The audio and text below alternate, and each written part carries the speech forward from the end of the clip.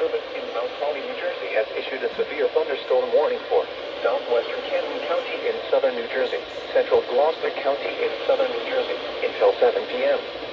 At 6:21 p.m., a severe thunderstorm was located over Mullica Hill, or 12 miles southwest of Gloucester City, moving east at 30 miles per hour. Hazard, 60 miles per hour with gusts and quarter-size hail. Source, radar indicated. Impact, minor damage to vehicles is possible. Wind damage to roofs, siding, trees, and power lines is possible.